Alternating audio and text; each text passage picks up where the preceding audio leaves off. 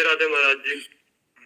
महाराज जी, आजकल बहुत सारे ऐसे प्रश्न आ रहे हैं कि गलत आदतों को छोड़ना चाहते हैं। महाराज जी, इसमें हमारा इसमें एक वो था महाराज जी, क्या होता है कि नियम तो लिया बट कुछ दिन बाद फिर टूट जाता है महाराज जी, ऐसा क्यों और इसको कैसे दृढ़ करें? देखो, बिना भजन के आप में पावर नहीं आएगा और बिना पावर के कोई संकल्प रुकता नहीं है। जैसे हम कसम खाई, संकल्प लिया, तो उसके लिए हमें पावर तो चाहिए, अध्यात्म बल। वो मिलेगा नाम जप से। जितना नाम जप करोगे, श्री हरिवंश नाम बल लहो, अपने मन भाई सब कहो, रहो शरण हरिवंश की। जब हम आचार्य और गुरु की शरण में होकर उनका नाम जप करते हैं तो हमारे अंदर बल बढ़ता है। आज से नहीं करूंगा तो नहीं करूंगा। अब बल नहीं, हमने कसम खाया, मन ललचा रहा है तो 2 दिन 4 दिन 10 दिन लड़ेंगे, इसके बाद फिर गिर जाएंगे। तो हमें लगता है अगला पैर यदि हम ठीक से जमा लें तो पिछला अपने आप उठ जाएगा, उसके लिए प्रयास नहीं करना पड़ेगा। तो हमें कसम खाने की जरूरत नहीं है, हमें नियम में आने की जरूरत है। हम इतने माला गुरु मंत्र जपेंगे, नाम जप करेंगे तो हमारे अंदर बल आएगा। उसी बल से, बिना भजन के बच्चा काम नहीं बनने वाला। पक्का मान लो, खूब अनुभव की बात कह रहा हूँ। जब भजन होगा तभी वो छूटेगा, नहीं तो नहीं छूटेगा। महाराज जी, मुझमें बहुत सारी कमियां थी। 1 साल पहले मैंने आपका सत्संग सुना और 1 साल पहले मैं वृंदावन आके आपका दर्शन किया, तो आपको देखने से और सुनने से लाइफ में बहुत सारी बदलाव आए। तो बस आज इसीलिए महाराज जी आए, साक्षात्कार आपका दर्शन करने से लाइफ में कितना बदलाव आएगा। भगवान की कृपा होती बच्चा, है तो पांच भौतिक शरीर है, भगवान की शरण में है, बस बात उनकी है। आप कृपा करते हैं और जन की बड़ाई करवाते हैं उनका खेल।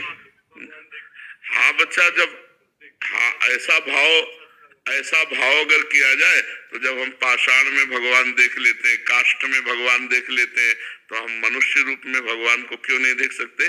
और फिर भगवान स्वयं आदेश करते हैं, सातों सम महिमय जग देखा और मोते अधिक संत कर लेखा। मोते अधिक संत कर, मोरे मन प्रभु अस विश्वासा, राम ते अधिक राम कर दासा। महापुरुषों ने कहा हम अपने भाव लगा लें। एक संत एक गांव में गए तो भक्त की परीक्षा कि कौन भक्त है इस गांव में। तो सब लोग आए, महाराज भिक्षा पालो। तो उन्होंने कहा जो 100 यज्ञ करता है उसके हम 100 यज्ञ, बहुत बड़ी बात होती है। वो तो 100 यज्ञ करने वाला देवराज इंद्र की पदवी को प्राप्त होता है।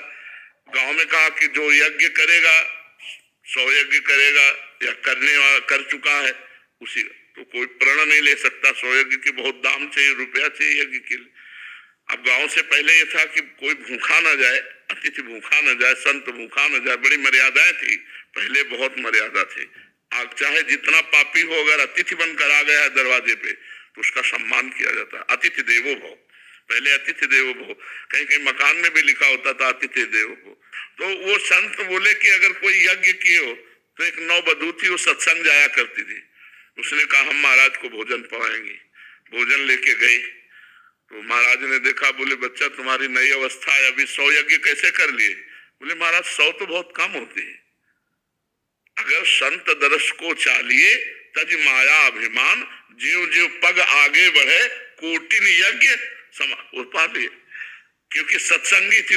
अगर हम संत दर्शन के लिए अभिमान छोड़कर जाते हैं कि आज हमें भगवान के भक्त के दर्शन होंगे, तो एक एक कदम पर करोड़ करोड़ यज्ञ का फल कहा गया है। संत दर्श को चालिए तज माया अभिमान, ज्यो ज्यो पग आगे बढ़े, कोटिन यज्ञ। तो भगवान कृपालु है, वही सब पे कृपा कर रहे हैं।